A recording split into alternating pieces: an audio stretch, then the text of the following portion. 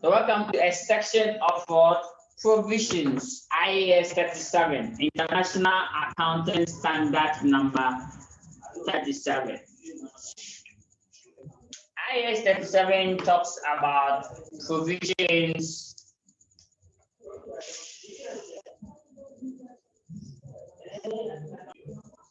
So IAS 37 talks about three items. One, provisions, comma, contingent assets and contingent liabilities.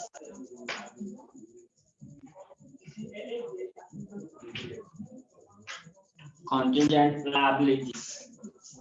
I will use just 19 minutes to explain everything you need to know. So in our next meeting, we now enter into a pure question solving where all these questions will be gathered and forwarded to you. All the questions. Good. Now let's see. Provisions. What are provisions? I'll go straight forward. Here it's a bit lengthy standard, so I'll go straightforward and then move on.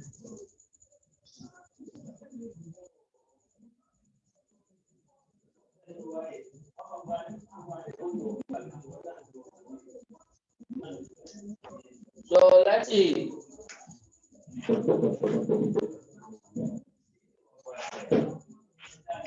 We need to know all the 5 items, but I think we need to go through the most important ones first. First of all, what are provisions? What are provisions? Tell me the definition for provisions or a provision. So provisions are what? They are liability, I like that. With uncertain timing and amount. And what amount?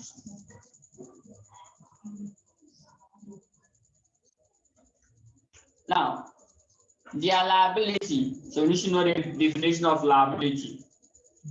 That you don't know, uncertain, you don't know the time when exactly they will call you to come and pay the money.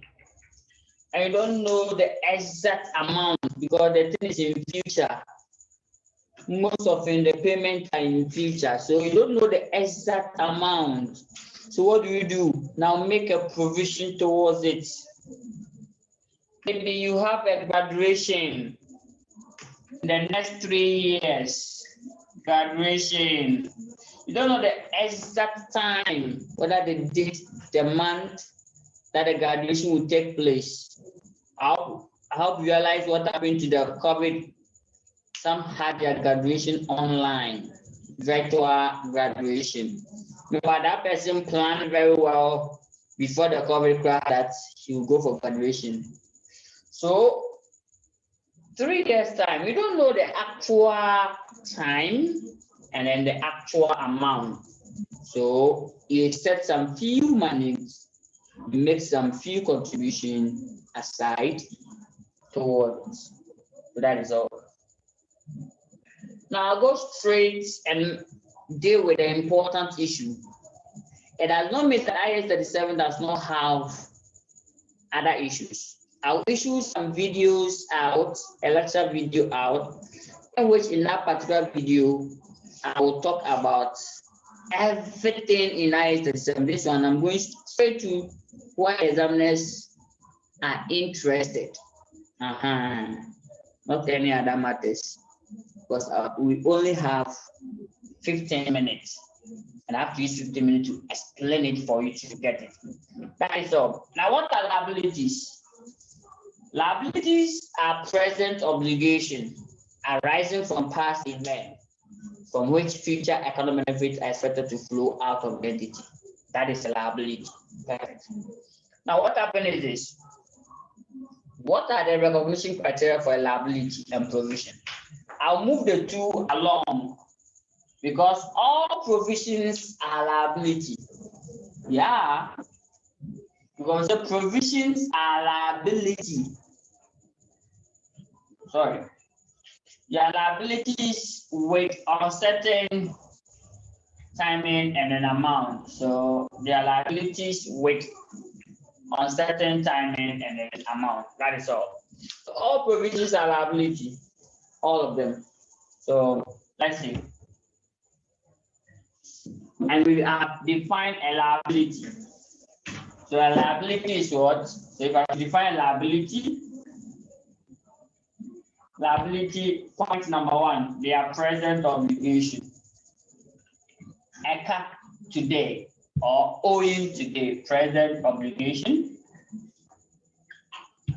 Arising from past events. Arising from where? Past event. From which future economic benefits are expected to flow out of the entity. That is all. Now let's move on. What are the recognition criteria for a liability? Before you can record a liability in your books, make sure that two conditions are in place. The conditions are what? Two. Condition number one, it is probable. It is probable that future economic benefit will flow out of the entity. That is all. So before you can record a liability in your book, make sure that this liability, it will result in outflow like settlement, payment. So I thank you loan, brother, thank you loan. Please don't record them in a book. You don't owe anybody. Someone has given you a loan of thousands cedis and the person said don't pay back. You owe someone? You don't owe anybody because it is not probable that future economic benefit will move because you're not going to pay anybody. However, if you're going to pay back, then it means that it is probable that you have to pay back this thousand. So before you key in an amount in your books as a liability, make sure that that amount you will pay back, surely pay back. You will surely pay back. Good. Number two, here you cannot say cost. No, let's say cost of liability. Tell the examiner that the amount of liability or the amount involved can be measured reliably. So that is the two conditions. If these two conditions are there, go ahead and record liability in your book.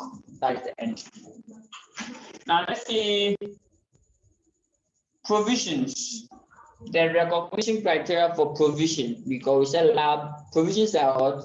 A liability with uncertain time and an amount. So let's look at provisions. The recognition criteria is very important. Now, liability have two conditions. Provision move extra. Provision bring three conditions which must be there. In provision, there must be three conditions. So let's look at the conditions. Condition number one. So conditions for provisions. So before you record provisions in your books, make sure that the following three conditions are in place. Number one, condition number one. Make sure that there is what? Present obligation. Present what? Obligation. Obligation today. You are owing someone today. Now, this present obligation could arise from the following. One of the following. Legal, the law imposed certain liabilities on you. Let's assume the law is saying that fixed emergency device within your factory by the end of February 2021. We are in March. You have not fixed that thing. It means that you have a present obligation. Why? as a result of what? Legal, the law. Good. Or contractual, like through contract, can also be form of legal contract. You enter into a contract with someone to produce certain goods, and the person have to pay you. Yes, the person have made the payment, but you have not supplied the goods yet. Good. And you guys agree that as soon as the person gives you the money, make sure that you supply the goods. You have received the money handsomely, but you have not supplied the goods. The terms in the contract impose certain liability on you. That is a provision. So make provision towards it, right? The last one is constructive.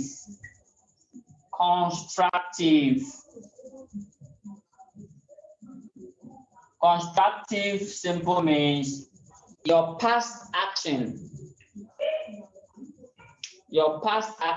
impose a liability on you. Let's assume that in front of your house, anytime it rains, there's a gutter there that normally probably get choked. Anytime it rains, get choked, and you have to go and then probably solve it. Every day it rains, you are there to solve it. Every day it rains. Now, one day it rained and you are there, you are standing in front of it and you are not doing it. And someone asks you, won't you do your job? And you tell the person, who have probably assigned me to be removing it every day or to be doing it every day. No, your past action impose a liability on you. There's an implied version that you come and do it. Look at the politicians or the MPs that we have. Normally, they do good things when it's about election. Or if they're about to go to the pool, any small mistake, they will come around, come and then help. Good. After election, let the same thing happen and call the MP. They tell that, no, this is not my job. But you were doing it for us consistently. So that is why we are calling you. Good. So what? Let's assume that every year we are a company. Every year, when there is, let's say, a bad road in a community, every year we repair bad road. Every year. It's something that we've done to the extent that everybody knows that when it comes to bad road repairers, it's this company, Target PLC. We've been doing it. Good. And one day, one of the roads probably not good, and then they've informed us that, hello, Target, come and do your work. And I told them that no, I have no obligation, I have no liability. It's a lie. Your past action imposed a liability on you. So this is present obligation. So please and please again, when the examiner cites the situation, make sure that there is what? Present obligation. Either as a result of what? Legal, the law, court case, contractual, or constructive. Take note of that. Let's go to point number 2. Before you can record a provision, make sure that there must be present obligation. The point 2 and 3 are the condition for liability. It is what? Probable. Meaning that before you record a liability, a provision as a liability, make sure that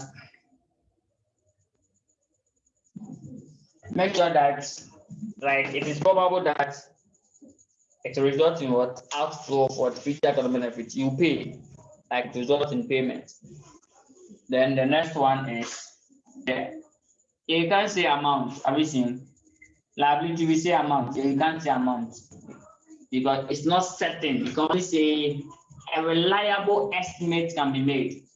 A what? Reliable. A reliable estimate can be made in the books. That's all. A reliable estimate. Make sure that the thing is uncertain, the amount is uncertain. You don't know the repair cost of the road, the magnitude of the damage, you don't know. So we have to make a reasonable estimate and put it in, and then you move on. Okay. Now there are so many examples of provisions. So we should look at them and write them down. Some of them we should know how it must be treated. So I'll list some few of them there, then we'll move on with the game and how to treat them. All of them in our next meeting, we'll pick past questions from them to describe how it must be treated. Example of provisions, number one. I'll list the common ones. So provision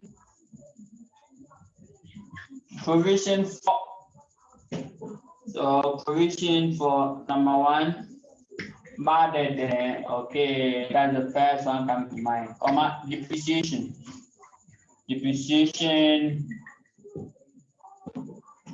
Number two, for those of you who have done console before, unrealized profit, right?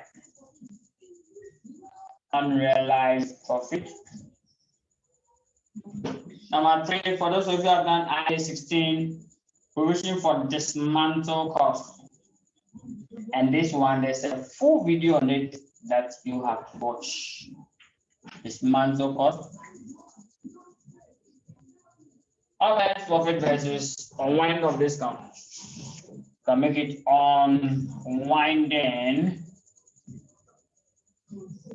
unwinding of discount. Then number four, you can talk about almighty provision for restructuring. It's on notice. There's a full condition there that we have to look at for before we go. Restructuring.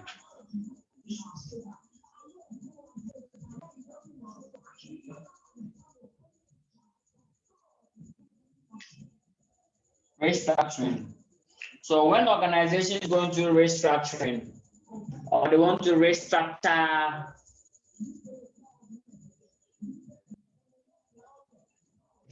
the employment base, what are the conditions? I'll give you the condition. The conditions are only two. The conditions are only two. Two conditions that need to be there before you can restructure the organization. So I'll probably list the two conditions. The conditions are only two here. Tell the examiner that before restructuring cost, maybe due to COVID-19, many companies are going through a lot of restructuring. Come morning, 2 weeks home, 2 weeks at the office. 1 week home, 1 week at the office. That is restructuring. Some of them too, some of the staff do have to be laid off because now jobs are not coming. Now we are not operating fully, we are just doing half. So therefore, some of the employees might be laid off. Either you have to accept a pay cut. Yes, like pay cut up to 50%, meaning that we're supposed to sack 50% of the employees, go home. But the only way we will retain you is to cut down your salary by what? By 50%, so that at least one person's salary can pay 2 people and all of you will retain. So all this restructuring, what are the conditions? Before you can record this in the books, two things must be in place. Restructuring have two extra rules. Rule number one, make sure that there's a formal plan. A formal plan. Make sure that there's a formal plan. In the formal plan, it will state the number of people that will be affected, the estimate of people that will be affected. How many people are going home? Oh, we are 1,500 employees. Okay, 500 should go home. At any point in time, now we should have only 1,500 must move to their house. That is formal plan. The areas that to affect category of people that are going home? Is it everybody? Or some people, due to the nature of their work, they must report every day? Tell us in a formal plan, document everything. The last one is the affected persons have been communicated officially. Write to those people that they are going home.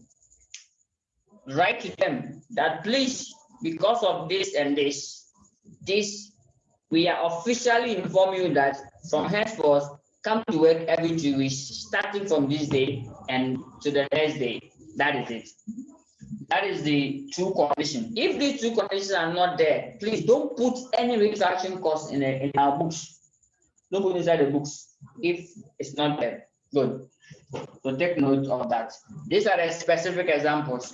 Let's move on. Example number 5, warranty and repair. Provision for warranty and repair. Maybe items that we sell, we have some assurance. If I assure customers that if you go and it's not good, return it back and we can work on it for you. We have to make provision for it. Why? We don't know the number of people that will bring the item. They take the time, we don't know. We don't even know the amount that we are going to spend to repair it back to them. So that's why we have to make certain provisions in the book. That's all. We are done. Now I will explain 2 items and then that is all. The rest is question solving. So we meet and then solve question. Okay.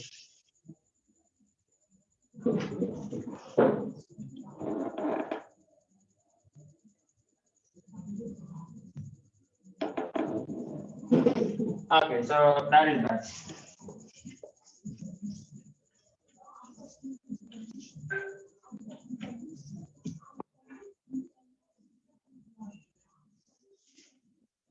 Okay.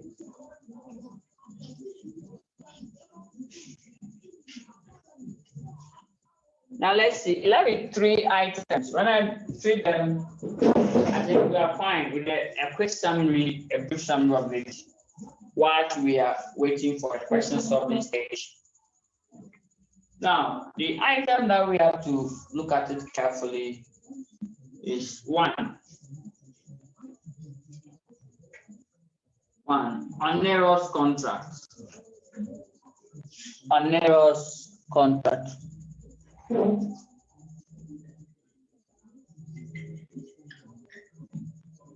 Onerous contract is number 1, and then the contingent assets and contingent liabilities. Good. Onerous contract.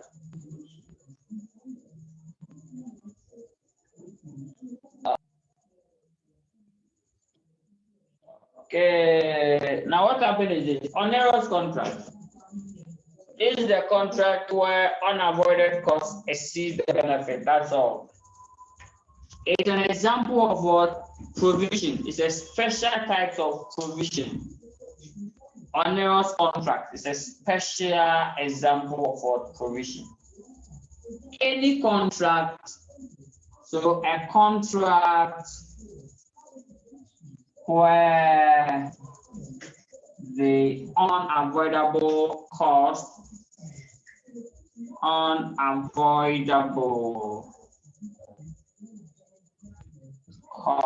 exceed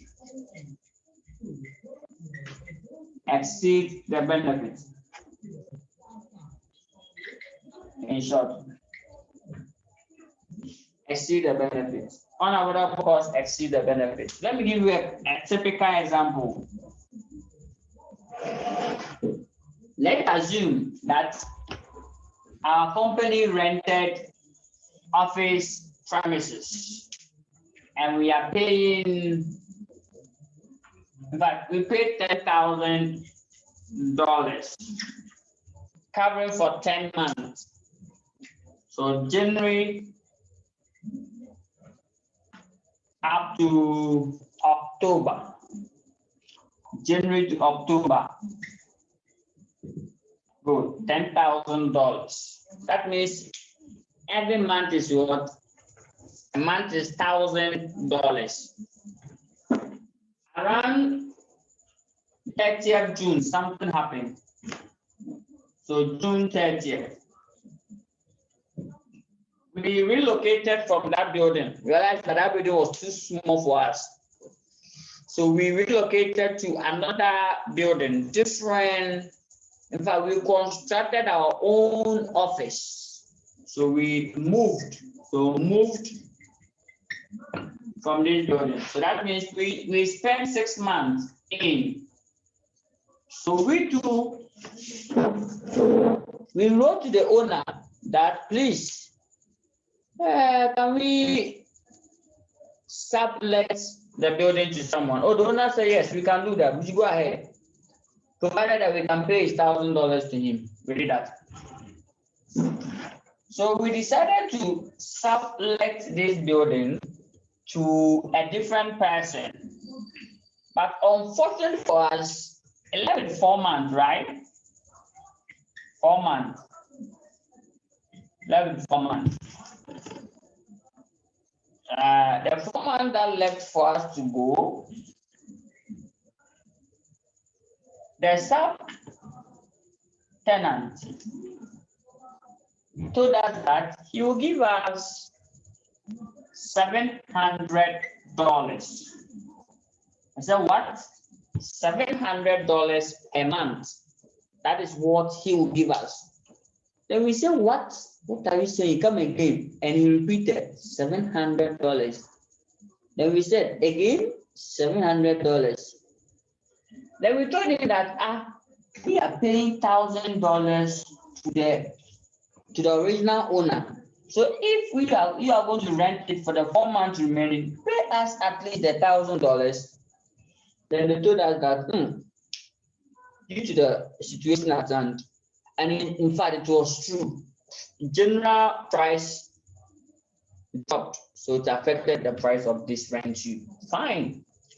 So the standard is saying that there is unavoidable cost.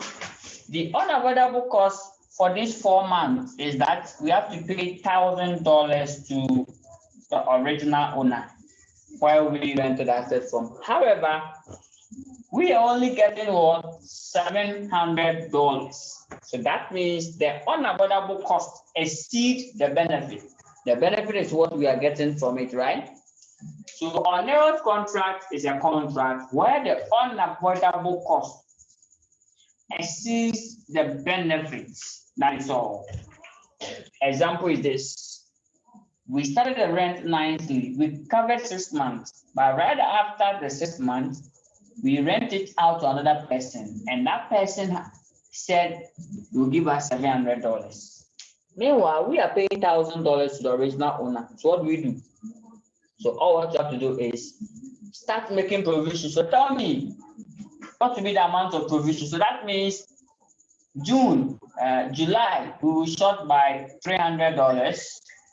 So between the 4 months, every month we have a short of $400. So make a provision of $300 by 4. That would be $1,200. So key in $1,200 in your book as what? As provision. Why? Make provision towards it because the unavoidable cost exceeds the benefit. Other than that, you'll be scratching your head. These are special types of provision that require special treatment. And it's not too special. The specialty is what we've done here. Good. Then we move on to the last 2 terms, and then as we wait for question solving, can you join us when you're solving the question? The next terms are the contingent liability and contingent assets. Contingent liability and contingent assets. We will solve question to illustrate on how all these should be treated. So kindly join us at the question solving stage. Now let's go to what you call contingent liability and contingent assets. Good. Contingent liability and contingent assets and their accounting treatment. Take note of this.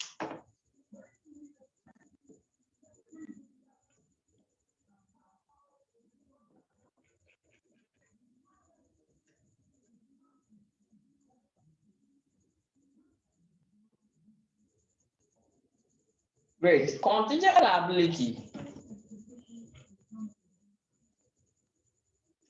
It is a possible obligation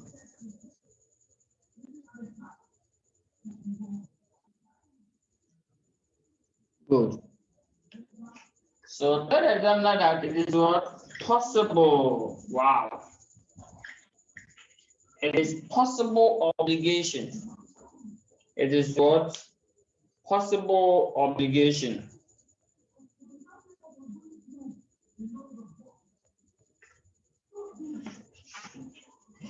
Possible obligation. Obligation. It is not present obligation. It is possible.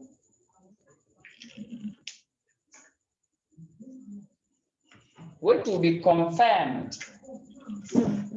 So, which, if I should summarize it, which will be confirmed by occurrence or non-occurrence. Wow. So the definition is very long. Just that I have to break it down. Third examiner that is what possible obligation, which will be confirmed. It's possible, but it will be confirmed later. That's all.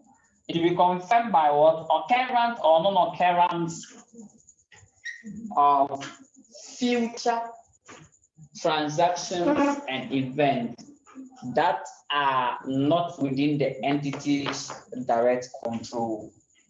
Occurrence or non-occurrence.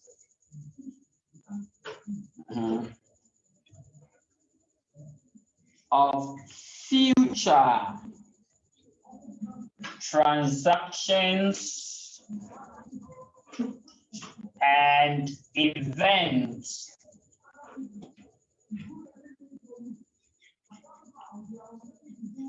which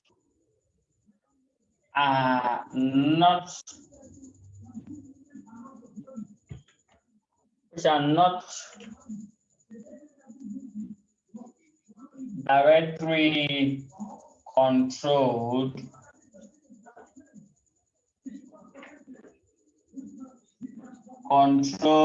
by the entity. That is all. So third examiner, that contingent liabilities are possible obligation that will be confirmed. You know, sometimes look at court case. A typical example is court case. Court case, it is possible obligation, which will be confirmed by what? Occurrence of something. That's a verdict. Or non-occurrence of future transactions and events, which are not directly controlled by the entity. The entity does not have control over it. Good. That makes it a contingent liability. Now, what we are interested in is accounting treatment. That's all. Then we are done. Accounting treatment for contingent liability. Here, the entity shall not recognize contingent liability unless it is what? Remote or it is certain. So contingent liability is disclosed. It must be disclosed in a books. It must be what? Disclosed in a book. That is all. So disclose it unless the possibility of the outflow of the resources embodying the common benefit is what? Remote. Meaning that unless you are highly certain, if you are highly certain, then record it as a what? Provision. But the contingent itself or contingent liability itself need not to be what? Recorded or recognized. It must be what? Disclosed, because the thing, it will be confirmed by future transactions. So what if recorded and future it changed? So unless you are highly what? Certain. Please, in accounting, we don't joke with 3 words. probable, possible, and what? Certain. So if you are highly certain, then put it in. Have you seen here we use the word possible? Sometimes we are using what? Probable. Other day we are using what? Certain. Today we use certain. So note this. Okay. We are done with contingent liability. So before you can record contingent liability, make sure that it's highly certain. That is all. Let's go to contingent assets. Contingent asset is like the opposite of contingent liability. Here, you know that it's a liability, but it will be confirmed in future. Contingent assets also means liability that will be confirmed, asset that will be confirmed what in future. For that one, you don't need to what? Recognize it. It shall not be what? Recognized. Entity shall not recognize contingent assets. Now, if we know that you expect assets coming to you in accounting, anytime there's a harm coming to you, we say make adequate provision. But when you say there was a gain coming, you say relax. The gain can deceive you, so let the gain come. So for contingent asset, please don't record in the book. Don't record contingent assets in a book. Good. So that is it. Unless